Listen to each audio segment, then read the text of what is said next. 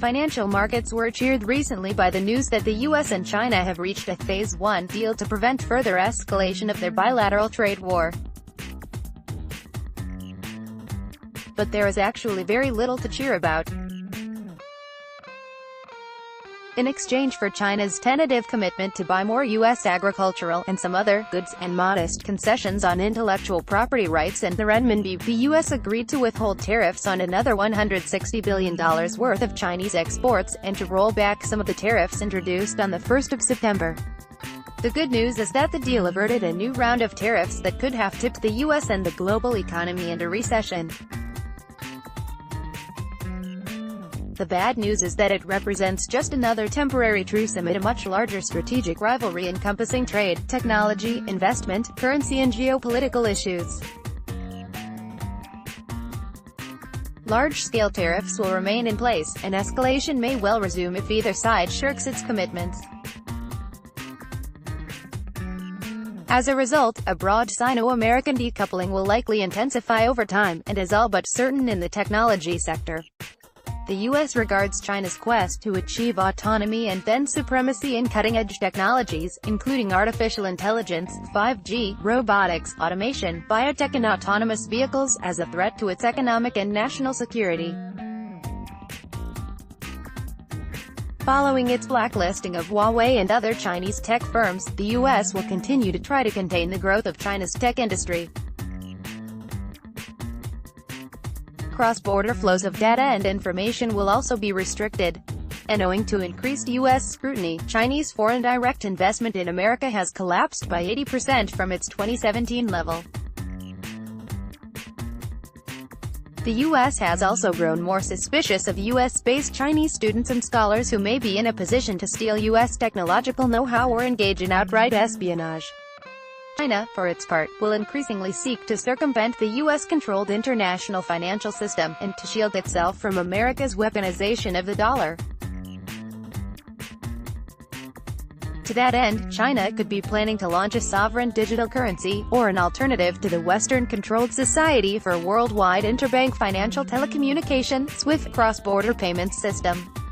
It also may try to internationalize the role of Alipay and WeChat Pay, sophisticated digital payments platforms. In all of these dimensions, recent developments suggest a broader shift in the Sino-American relationship toward deglobalization, economic and financial fragmentation, and balkanization of supply chains. The 2017 White House National Security Strategy and the 2018 U.S. National Defense Strategy regard China as a strategic competitor that must be contained. Security tensions between the two are brewing all over Asia. The U.S. fears that Chinese President Xi Jinping has embarked on a strategy of aggressive expansionism. China, meanwhile, fears that the U.S. is trying to contain its rise and deny its legitimate security concerns in Asia. It remains to be seen how the rivalry will evolve. Unfettered strategic competition would almost certainly lead eventually from an escalating Cold War to a hot war, with disastrous implications for the world. What is clear is the hollowness of the old Western consensus, according to which admitting China into the World Trade Organization and accommodating its rise would compel it to become a more open society with a freer and fairer economy. But under Xi, China has created an Orwellian surveillance state and doubled down on a form of state capitalism that is inconsistent with the principles of free and fair trade. And it is now using its growing wealth to flex its military muscles and exercise influence across Asia and around the world. The question, then, is whether there are sensible alternatives to an escalating Cold War. Some Western commentators, such as former Australian Prime Minister Kevin Rudd, advocate a managed strategic competition. Others speak of a Sino-American relationship built around co-opetition. These are all variants of the same idea. The Sino-American relationship should involve cooperation in some areas, especially where global public goods are involved, while accepting that there will be constructive competition in others. The problem is U.S. President Donald Trump, who does not seem to understand that managed strategic competition with China requires good faith engagement and cooperation with other countries. To succeed, the U.S. needs to work closely with its allies and partners to bring its open society, open economy model into the 21st century. The West may not like China's authoritarian state capitalism, but it must get its own house in order.